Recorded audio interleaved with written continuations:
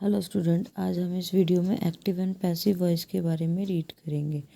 देखो, टेंस तीन तरह के होते हैं, पास्ट टेंस, प्रेजेंट टेंस और फ्यूचर टेंस।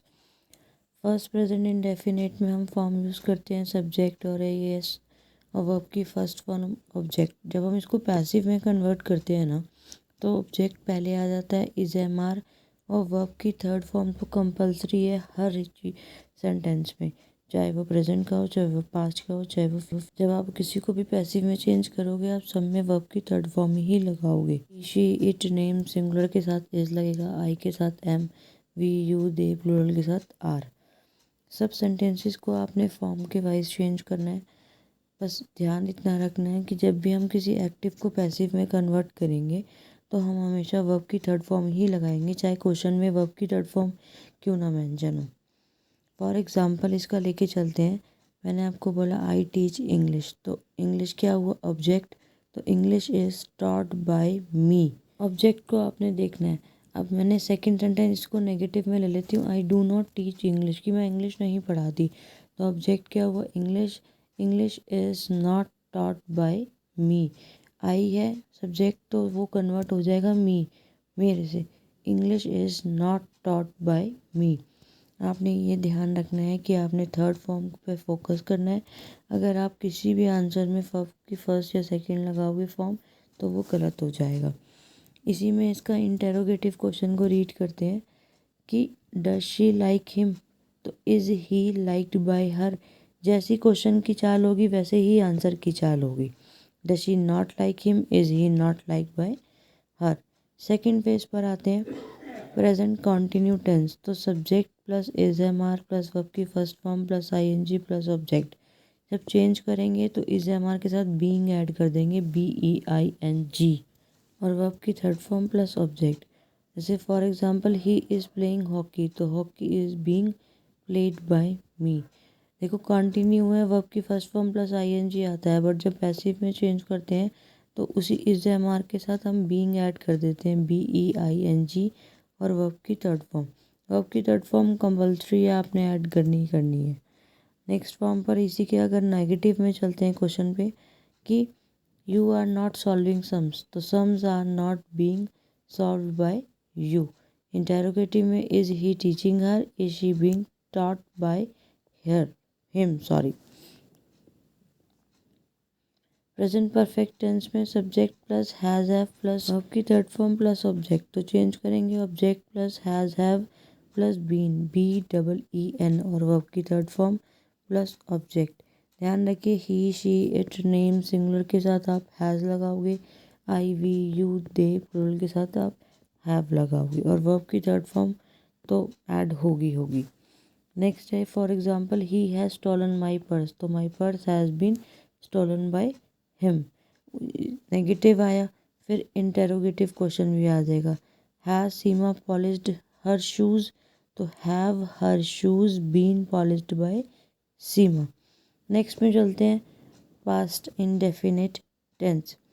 पास्ट इंडेफिनिट में वर्ब की सेकंड फॉर्म के साथ सब्जेक्ट आता है एक्टिव में, और बट जब चेंज करते हैं तो was verb plus V three plus subject. For example I took tea yesterday, तो tea was taken by me yesterday. देखो वर्ब की खाली सेकंड फॉर्म आएगी, और अगर नेगेटिव होगा या इंटेरोगेटिव होगा तो वर्ब की सेकंड फॉर्म के साथ फर्स्ट फॉर्म लगेगी और डिड ऐड हो जाएगा। फॉर एग्जाम्पल मैं आपको अभी दिखाती हूँ, जैसे कि we did not sing songs, तो songs were not sung by us. फिर did we not do the sums, तो were the sums not done by us. Past continue में वर्ब सब्जेक्ट आया, वॉज वर आया, वर्ब की first form के साथ ING add हो गया और ऑब्जेक्ट। ऐसा काम जो पास्ट में कंटिन्यू चल रहा था, जैसे कि दे वर राइटिंग लेटर, तो letters were being written by them, they का देम हो गया। For example were they teaching us, तो were we being taught by them. What was Raghav doing, what was being done by Raghav. W H family अपनी जगह से नहीं हटती, सीधा नेगेटिव फॉर्म में आ जाती है उसके बाद, तो what was being done by Raghav. देखिए W H family, then verb, then form use करी, फिर बाय सब्जेक्ट। नेक्स्ट फॉर्म पर आते हैं, past perfect tense. Past perfect tense में सब्जेक्ट आया, हैड आया, वर्ब की थर्ड फॉर्म क्वेश्चन में ही मेंशन होगी और ऑब्जेक्ट, बट चेंज करेंगे तो object plus had plus been, BEEN, और वर्ब की third form as it is subject. The teacher had called the rolls. The rolls had been called by teachers. अब verb की third form थी question में, तो मैंने एज इट इज़ क्वेश्चन में third form लगाई, क्योंकि ऑब्जेक्ट पैसिव में हमेशा थर्ड फॉर्म मेंशन होगी। फ्यूचर इंडेफिनिट में विल, शैल और वर्ब की फर्स्ट फॉर्म आती है, और जब हम उसको पैसिव में चेंज करते हैं तो ऑब्जेक्ट प्लस विल, शैल और बी और ई, वर्ब की थर्ड फॉर्म और सब्जेक्ट। देखिए ग्रामर करते हुए आई के साथ और वी के साथ आप हमेशा शेल लगाएंगे। I shall write many letters, तो many letters will be written by me. We shall not sing 2 songs, तो 2 songs will not be sung by us. Same इसका इंटेरोगेटिव। फ्यूचर परफेक्ट की बात करते हैं। फ्यूचर परफेक्ट में will आया, शैल आया, हैव आया, V3 आया और ऑब्जेक्ट आया। चेंज करा तो हैव के साथ बीन लग गया। have been plus V3 plus subject, like she will have cooked the meal, तो the meal will have been cooked by her। Simple sentence. Future perfect same procedure में चल रहा है, बट यही है कि थोड़ा सा डिफरेंस है कि विल है, शैल भी है और हैव भी है। तो विल, शैल, हैव के साथ आपने बीन लगाना है, बस आपने ये ध्यान रखना है। आई और वी के साथ आपने शैल यूज़ करना है। He, she, it, name, singular, plural, सबके साथ आपने विल लगाना है। will have been.